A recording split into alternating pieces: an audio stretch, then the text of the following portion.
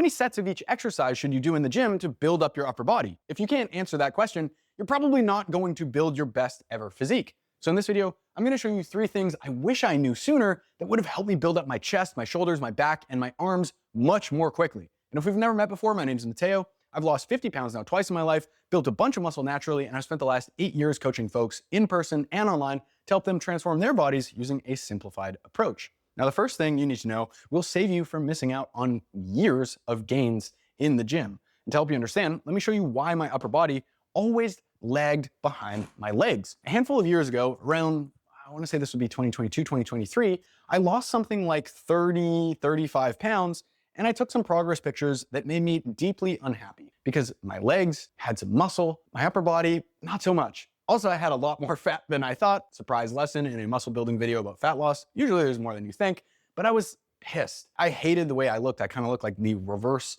Dorito. Oh, kind of like this, wide on the bottom and narrow up top. Especially my shoulders, my arms, my chest. I was like, what is going on? And honestly, it was largely because of how I was training. And if you haven't been following the videos for a little while, I was doing some powerlifting style training at the time. So I was trying to build up my squat, my bench press, and my deadlift. And I think realistically, the mistakes I was making kind of came down to just 3 main things. And if we look at this triangle here, this is an idea I adapted from Dr. Eric Helms that'll show you everything you need to build muscle, right? So this is the triangle of muscle growth stimulus, okay? This is the message you're sending to your body that's saying, hey, it's time to grow. You better adapt because there's tons of work we are doing. And if you don't get any bigger, we're not gonna be able to keep up with this. And your muscles largely just speak the language of mechanical tension. They need to feel a good amount of work going through their fibers in order to grow. And if I can simplify things here for you, intensity, frequency, and volume can be broken down as follows. Volume is how much work you do. Frequency is how often you do that work. So if you train twice a week in the gym, twice a week frequency for your quads. If you do 10 sets per week for your quads, that's your volume. And intensity is how hard that work is. So not just intense, I'm grunting, I'm screaming, I'm spitting, I'm sweating, I'm trying to show off for the front desk girl, but also from the muscles experience, if it couldn't see, which it can't, and it only lives inside your body and can experience the tension that it's feeling, what is it experiencing? And when we look at what I was doing for my upper body from an intensity standpoint during the powerlifting style stuff, a lot of the muscle groups I was trying to train, especially my shoulders, my back, my biceps, they were just not getting a very good level of intensity. So it didn't matter how often I trained them, how much I did, because anything multiplied by 0 is 0, right? And so if you have this pile of garbage on one end of this triangle, you just get a bigger pile of garbage if you end up doing more of it more frequently, right? What I was doing is I was unfocused with my training on the upper body. I was not using a great technique. So I would get sloppy with my bicep curls, swinging my body just to get the barbell up, when in reality, I could have just gone a lot lighter and actually put a ton more tension through the bicep fibers, even though the weight was lighter. They're blind, they don't know. All they feel is a ton of tension happening, right? Because my hips aren't helping out. And then importantly, I think also with technique, it's not just about the first rep you do, it's also the last. What do you do when things get hard?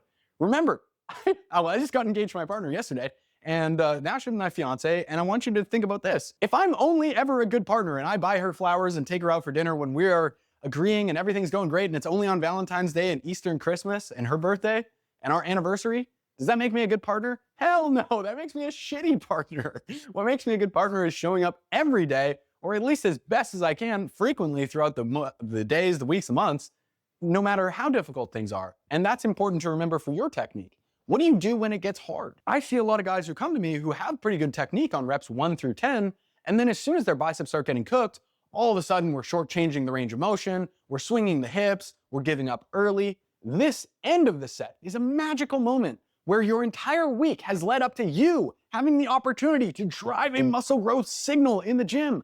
Do not give up when things get hard. Hold that muscle to the fire and keep pushing hard reps until you cannot move that weight. If we're talking about your bicep and you train to failure, that's a really good idea. And that is the last thing. Failure. If you are never pushing these sets very close to the point where that bicep is literally like, I can't do any more, you are just not going to build as much muscle as you could be. And yes, some people will say, if we just leave 1 or 2 reps in the tank, we can maximize the gains. Anecdotally, I just haven't seen that be the case for a lot of people. And here's the other cool thing I like.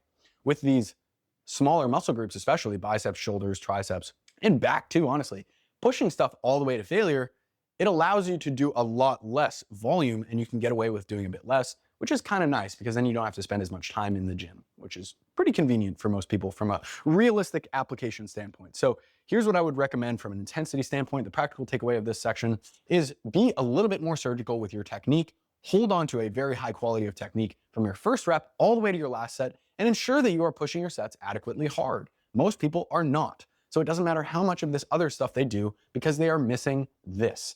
They don't have focus, they start swinging, they cut the range of motion, they don't push their sets hard, and they don't do it all the way to the end of the set. Now that you know that, let's talk about these other ones, because I'm telling you, man, once I started pushing my sets a lot further and actually emphasizing technique, okay, if I lateral raise like this, that really hits my delts. Okay, if I keep my elbows here when I do my push downs, wow, that really hits my triceps. And I push it all the way to failure and beyond, this is when my upper body really started growing. On top of that, now we're getting into kind of a little bit more intermediate stuff, but really important. Jay and I used to go on sushi dates, what we still do, after Thursdays. On Thursdays, we'd go out, I'd do a bunch of deadlifts in the garage, and then we'd go out for sushi. And I used to just be sometimes crushed, 1,000 yards there, I'm not even hungry, just like destroyed by my deadlift day. I was doing a ton of work for the lower body and I was just smoked, right? Same thing on my squat volume days. I'd just be like, wow, what the hell?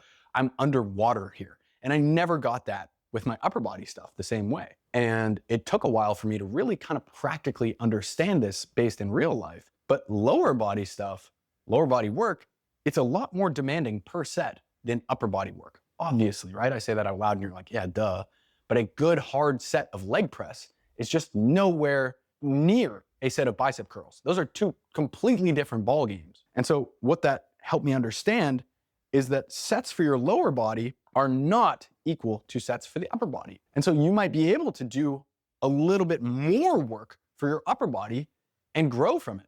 You might be able to do a little bit less work for your lower body and grow from it. Anecdotally, in my personal experience, this has absolutely been the case. 6 or even 8 hard sets of quads per week has grown my bicep or my quads like crazy. That is awesome. My quads get bigger, they get stronger. I move in the right direction with my training. I know that I'm beating my logbook time over time. I know that by looking in my progress photos, I can see my quads getting bigger, veinier, grainier. So I know that 6 to 8 sets of quads per week pushed close to failure grows my legs. Whereas 6 to 8 sets per week for my biceps does not really do that. I probably grow a lot better on 12, 14, 15 sets per week for biceps. That's just an unfortunate reality for me. I wish I could do a bit less because I would spend less time in the gym. And I wish sometimes that I could do more quad training because I really enjoy it. But I find that this is just how it goes. Smaller muscle groups generally can handle a little bit more, right? They're not as taking on as much damage, moving as much weight. They can just handle a little bit more. And that's something that I've found with a lot of the folks that we work with too. Same thing with my shoulders. My triceps tend to handle a little bit less, but shoulders can handle quite a lot too. And on top of that, what I found is that they also recover a little bit more quickly. So if I train my quads really hard, they might take 3 or 4 days to stop being sore. Whereas my biceps, I can recover in a couple of days and they're ready to go again and push hard and give like an all-time performance. So what does that mean? Well, if I go into the gym and my fatigue is like this, okay, hold on a sec. If I go into the gym and I try to do quads again right at this peak of fatigue, I'm not going to be able to give a really good training effect and get some good stimulus and tension in. But if I wait way over into here when I'm fully recovered for days and days and days, well, there probably would have been an opportunity for me to get a little bit more work in there, right? And that's kind of what I was doing with my biceps, training them once or twice a week. And now I realize that doing it a little bit more frequently, I can actually get away with doing a little bit more work, pushing really hard, and just driving overall a little bit more stimulus and mechanical tension. Because I can train now biceps 3 days per week, I have the opportunity to do 4 sets 3 days a week kind of thing, right? So same thing with my shoulders, training them 3 days a week. I'm not saying you have to do that.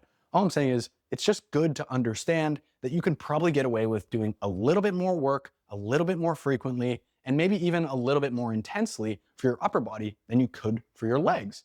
And also critical understanding if you're doing your own program design, that you probably don't want to increase the amount of sets you're doing, the intensity of those sets, and the frequency all at once and just cram everything together because you're going to be cooked.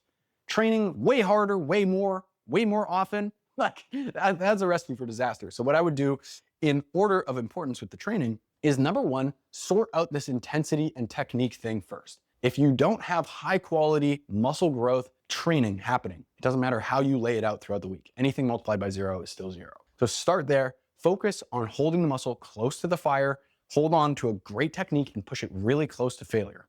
That's critical. Start with that and start on the lower end here. 6 to 8 sets per body part per week is totally safe. You're gonna do great. Spread that out 2 or 3 times per week, depending on the muscles, however you wanna set up your training. If you do full body, 3 days a week, everything can be trained, 2 sets each. However you wanna spread it out totally works for you. And then from there, what you're gonna do is you're gonna assess your progress to know that you are in fact capitalizing on doing as much of this as you can and growing as much muscle as you can. So you're gonna look at your logbook and you're gonna ask yourself, okay, am I growing? Am I getting stronger? Am I adding reps and some load over time? If over the course of 3 months, you're not able to add any reps or any weight to the exercise you're doing, that could be a little bit of an orange flag, right? If your chest is never getting sore, you're never really feeling all that worked from the upper body work you're doing, and you're just not progressing, odds are good one of these things could probably be increased, just small amount, right? You don't have to go from doing 8 sets of chest per week to doing 18. You could just go up to you could go up to 10 or even 12 if you really wanted to, but I think going to 10 is probably a good start. Increase it modestly and then repeat it for another 12-week block. Take a look at how progress is going from there and reassess. Same deal with the progress pictures like we saw before. I just took some updated progress photos and I kind of looked at it and I'm like, okay, cool. My legs are definitely growing holy shit like, especially my glutes. Oh my God, I started training my glutes more directly over the last 6 months and taking more serious care of them. And they're blowing up, they look big. And my upper body is doing really, really well. I do think that my chest could handle a little bit more work. It just visually doesn't look like it's growing as well as it has in the past when I have done a little bit higher set volumes. So for this next 12-week block, I'm gonna increase the amount of chest work that I'm doing by a couple sets per week. And I'm gonna do that by adding in 1 more chest exercise. So going from 2 days a week of training my chest to 3 days a week. And I'm gonna add in a couple more sets per week and we're gonna see how it goes. All while keeping, oh, there goes my rice cooker, which goes really nicely into this next point, but all while keeping my intensity nice and stable. I'm just gonna push a little bit more volume in there and do it a little bit more frequently throughout the week. And I think the last and important thing that a lot of guys miss out on is like me, they were maybe overweight. Maybe you've lost a bunch of fat or you're a lady who's lost a bunch of fat like Jay did. And now you're at the point where you're smaller and you're still not really stoked about what your body looks like yet, but you're like, I don't want to gain a bunch of fat. I don't want to bulk and get heavy and lose my abs or the definition that I have in my arms or whatever leanness you're at. And so you're scared to bulk. Or maybe you've bulked in the past and you did a turbo bulk and tried gaining 20, 40 pounds in a short amount of time and you gained almost all fat. Trust me, I've done that. Ask me how I know exactly what that feels like. Wasted time and frustration. Now, with the bulks that I do, it's not a powerlifting style YOLO drink all the milk bulk.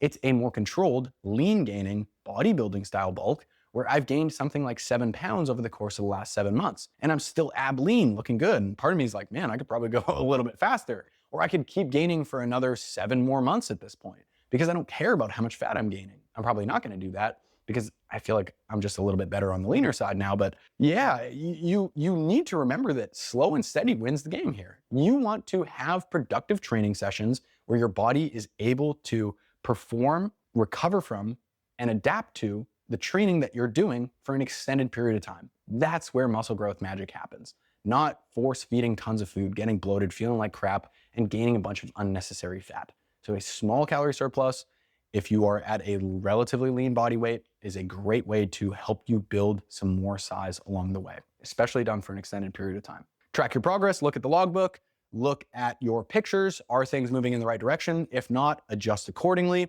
If you feel like you're doing too much, it might be time to do a little bit less. If you feel like you could adapt from a little bit more and you're not really progressing, maybe it's time to do a little bit more, either more volume or maybe a little bit more frequently. You can also use frequency as a tool to do a little bit more volume. God, this is the nerdiest muscle growth video of all time. But firstly, we always want to focus on getting our intensity and our technique dialed in, pushing really close to failure, holding the muscle to the fire, especially as the set gets hard, and not sacrificing our technique and ability to drive mechanical tension and muscle growth stimulus by using a crappy technique and keeping the ego at the door, and focusing during our sets, making sure we're dialed in and actually giving the adequate attention and time effort that these muscle groups do deserve. Because if we keep them as an afterthought, biceps, side delts, triceps, chest, back, whatever, they're never going to grow the way you want them to. It takes more effort than you think to really nudge these things meaningfully in the right direction.